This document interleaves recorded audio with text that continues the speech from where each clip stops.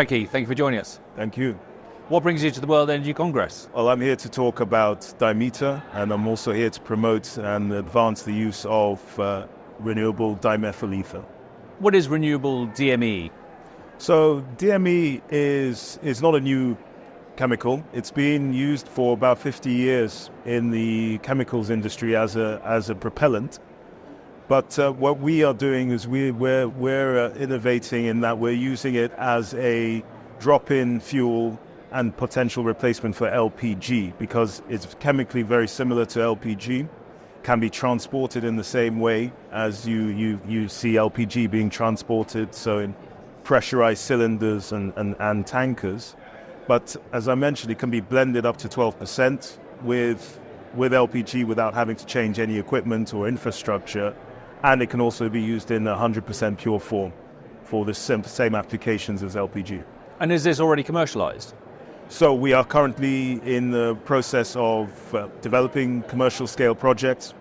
We also have a demonstrator scale plant under development in the UK that we expect to start producing molecules later on this year.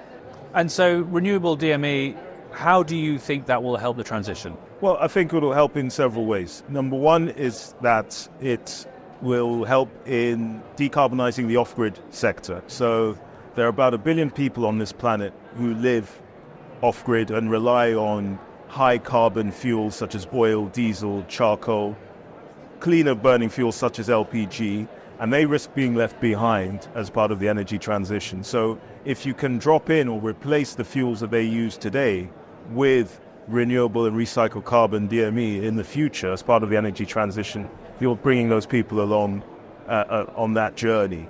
I think also I mentioned that it's because it's chemically similar to LPG, you don't have to change any infrastructure if you're blending up to 12%. Of course, if you go higher to 100% pure blend, then there need to be some adjustments made in the infrastructure and the equipment, but nothing of any great significance. So what are the market and political signals that you're getting to suggest this is a good idea, this is a good way to go? Yeah. So definitely on the downstream side, we're getting strong signals that this is what customers want. They cannot very readily convert to electricity to meet the applications and the needs that they have for, be it a domestic business, be it industrial or commercial customers. So we're clearly getting the signals from the downstream market that they want to take the molecules. Obviously, there's a lot of work that we have to do between ourselves and the end customer.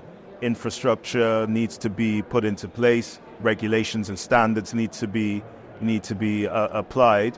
But then on the production side, we need the clear signals and policy frameworks from government to be able to make the investment decisions that are required to build the production facilities that will enable these molecules to be delivered to the end customer. So what next? What are the next steps? Next steps, as I mentioned earlier, let's get a demonstrator plant up and running, fuel and molecules coming out of that plant just to demonstrate that concept, conversion of waste to DME, that concept is proven. And then we go on to our commercial plants. So commercial plants I mentioned in the UK and Northwest Europe. We have plants under development in North America as well. So between now and let's say 2027, 2028, 2029, we expect to see a rollout of production facilities bringing in renewable and recycled carbon DME to the market. A very exciting time for you. Very exciting, and thank you for this opportunity. Thank you, Frankie. Thank you for joining us. Right.